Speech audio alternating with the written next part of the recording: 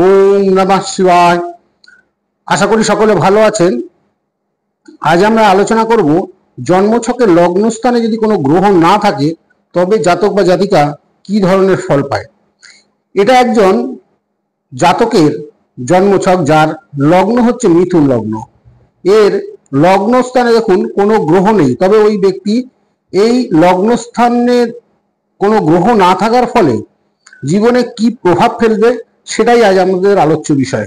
যারা এখনো চ্যানেলটিকে সাবস্ক্রাইব করেননি চ্যানেলটি সাবস্ক্রাইব করে দেবেন, যাতে এই ধরনের ভিডিওগুলো আপনারা সবার আগে পেতে পারেন।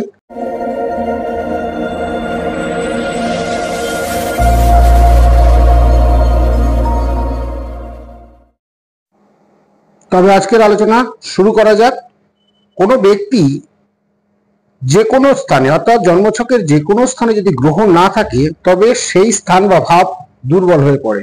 তখন আমাদের দেখতে হয় ওই স্থানের অধিপতি অর্থাৎ যে স্থানে কোনো গ্রহ নেই সেই স্থানের অধিপতি শুভ না অশুভ, ওই ভাবের অধিপতি জন্মছকের কোন স্থানে আছে বা কোনো শুভ স্থান বা অশুভ স্থানে আছে কিনা, বা ওই স্থানের উপর কোনো শুভ গ্রহ বা অশুভ গ্রহের দৃষ্টি আছে কিনা, এইসব জিনিসগুলো আমাদের বিচার করতে হয়। দেখুন, এই জন্মছকের লগ্ন হচ্ছে মিথুন লগ্ন এবং লগ্নপতি হচ্ছে বুধ। এই বুধ আবার ষষ্ঠ স্থানে অবস্থান করছে, যেটা হচ্ছে অশুভ স্থান, এবং এর লগ্নস্থানে কোনো গ্রহ নেই। কিন্তু লগ্নে আবার শুক্র এবং রবির সপ্তম দৃষ্টি রয়েছে। তবে ওই ব্যক্তি কিরূপ ফল পাবে? যেমন প্রথমত ওই জাতক হবে দুর্বল ব্যক্তিত্ব সম্পন্ন, এর আত্মবিশ্বাসের অভাব থাকবে, কোনো সিদ্ধান্ত গ্রহণে এরা দ্বিধাগ্রস্ত হবে, কোনো সিদ্ধান্ত নিতে পারবে না। এই ব্যক্তিকে বিভিন্ন ক্ষেত্রে চ্যালেঞ্জের মোকাবিলা করতে হবে। বারবার জাতক জাতিকা ছোটখাটো অসুস্থতায় ভুগতে পারেন, বিশেষ করে ত্বকের, স্নায়ুর বা পাচনতন্ত্র সংক্রান্ত রোগে কষ্ট পেতে পারেন।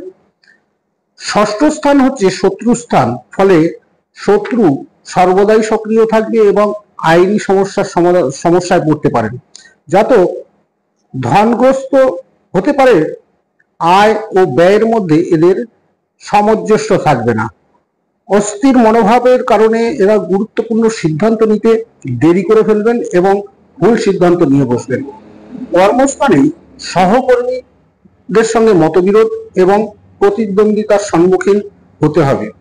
রবি ও শুক্রের যৌথ দৃষ্টি থাকায় দাম্পত্য জীবনের অহংকার বোধ এবং ভালোবাসার উপরে মিশ্র প্রভাব ফেলবে। দাম্পত্য জীবনে সম্পর্কের মতভেদ সৃষ্টি হবে এবং স্বামী স্ত্রীর মধ্যে সবসময় একটা ইগোর লড়াই থাকবে। মানসিক দ্বন্দ্ব তৈরি হবে, পারস্পরিক বোঝাপড়ারও অভাব থাকবে। এই জিনিসগুলোর কতগুলো ঘরোয়া প্রতিকার আছে, সেই প্রতিকারগুলো আজ আমরা এখানে আলোচনা করব। যেমন প্রথমত, বুধবার আপনারা সবুজ কাপড় বা সবুজ বস্ত্র পরবেন, সবুজ শাকসবজি দরিদ্র ব্রাহ্মণকে দান করবেন। প্রতিদিন 108 বার বুধের মন্ত্র জপ করবেন। বুধের মন্ত্র হচ্ছে ওম বুং বুধায় নমঃ। এই মন্ত্রটা 108 বার জপ করবেন। বুধবার গণেশের পুজো করবেন এবং গণেশকে লাড্ডু নিবেদন করবেন। বুধবার দরিদ্র বা অক্ষম ব্যক্তিকে সবুজ বস্ত্র বা সবুজ মুগ ডাল দান করুন, এতে আপনারা অনেক শুভ ফল পাবেন। অবশ্যই সোমবার শিবলিঙ্গের জল এবং বেলপাতা নিবেদন করুন এবং ওম নমঃ শিবায় মন্ত্রটি 108 বার জপ করুন। এতে দেখবেন আপনার এই প্রভাবগুলো, অশুভ প্রভাবগুলো ধীরে ধীরে কেটে যাবে এবং আপনার জীবনে স্থিরতা বজায় থাকবে। আশা করি ভিডিওটি ভালো লাগবে। যদি ভিডিওটি ভালো লেগে থাকে ভিডিওটি সাবস্ক্রাইব করে বেল আইকনটি প্রেস করে দেবেন। ধন্যবাদ।